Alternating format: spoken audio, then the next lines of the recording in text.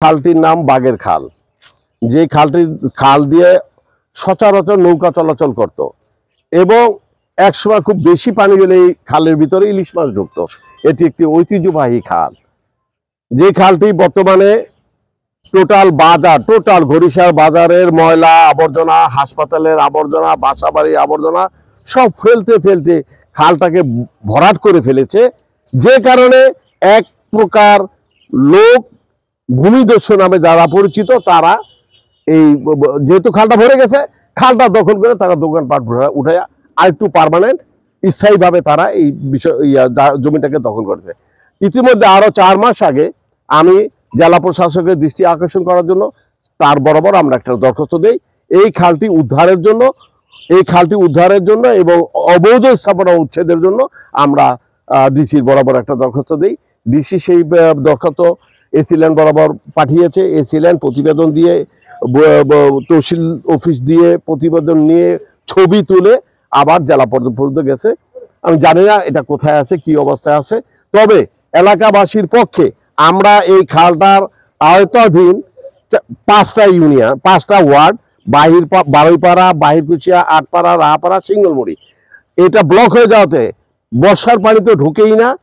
বৃষ্টির পানি যখন পুরা বর্ষার মতো পরিপূর্ণ হয়ে যায়, এই পানিটা বের হওয়ার কোনো সুযোগ থাকে না। সমস্ত আবর্জনা পচে গন্ধ হয়ে এলাকার মানুষ বিভিন্ন রোগে আক্রান্ত হয়। আমশা, পেটে অসুখ, চুলকানি, বিভিন্ন রোগে আক্রান্ত হয়, কিন্তু পানিগুলা নিষ্কাশনের কোনো ব্যবস্থা নাই।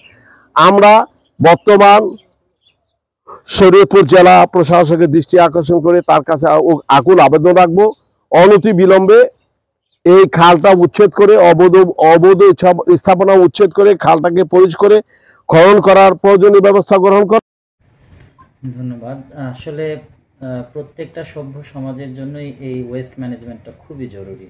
তো আমি এখানে উপজেলা নির্বাহী অফিসার হিসেবে যোগদানের পর থেকেই চিন্তা ভাবনা করছি যে কিভাবে আমাদের বিভিন্ন বড় বড় বাজারগুলি, প্রাথমিকভাবে আমরা বাজারকেই টার্গেট করেছি, বাজারগুলির ময়লা বা বর্জ্য ব্যবস্থাপনায় আমরা কী উদ্যোগ নিতে পারি এটা নিয়ে অনেক চিন্তা ভাবনা করেছি। অনেক সুধীজন এবং অনেকের সাথে এক্সপার্ট যারা, তাদের সাথে এটা নিয়ে এই বিষয়ে কথাবার্তা বলেছি।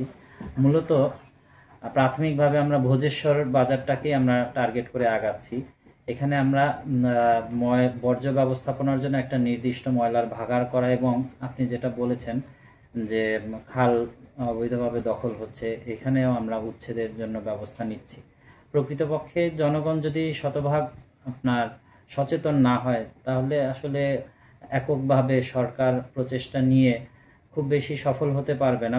বর্জ্য ব্যবস্থাপনায় আসলে নাগরিকের সমান মানে 50-50% স্টেক বলতে পারেন।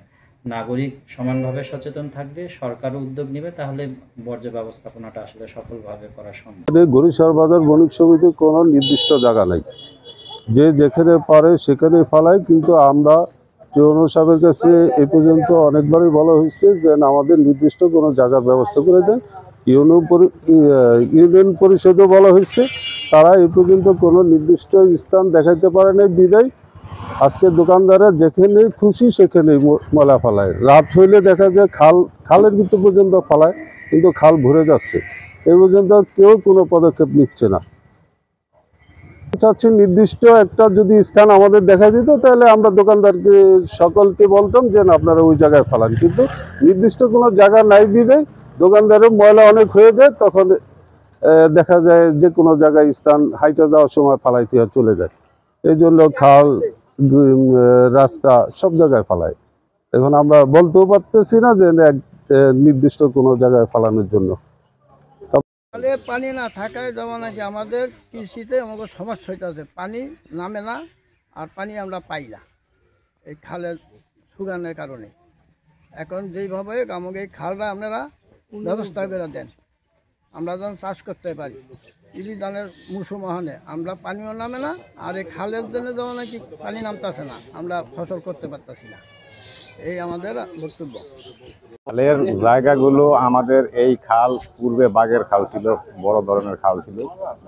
এখন এই প্রথম ময়লা ফালাইছে ওই যে ব্রিজের গোড়ায়, হাসপাতালের ব্রিজের গোড়া উঁচা করাতে। এই সুযোগে গ্রামের মানুষও ওখানে খালে ময়লা ফালাইয়া এই খাল ভরিয়া লাইছে। খাল আমাদের 36 ফুট পাশ খাল, এই খালের ভিতরে এখন হাঁপও চলতে পারে না। আর বৃষ্টিপাত হইলে এই এলাকার মানুষ দুর্ভোগে পড়িয়া যায়, পানি জমিয়া প্রত্যেক বাড়ি ঘরে উঠিয়া যায়, ভোগ করতেছে।